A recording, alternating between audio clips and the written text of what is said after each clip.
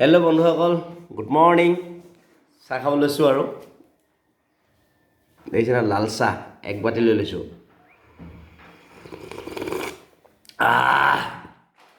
আৰু লগত আজি ৰাতিপুৱা মৰ্ণিং এইটো ডিছ, মানে মানুহজনীয়ে স্কুলৰ বেটীহঁতৰ কাৰণে আলু পৰঠা বনাইছিলে আৰু কণী আমলেট এটা বনাই দিছে আৰু মচন্দৰী চাটনি।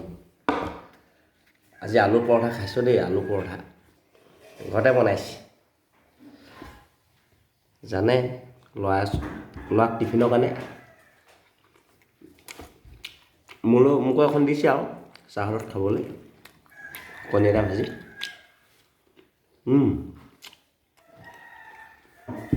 আলু পৰঠা যাম মানে মানকালি ইমান খোৱা নহয়, মই আজিয়ে খাইছোঁ আলু পৰঠা, ঘৰৰ আলু পৰঠা।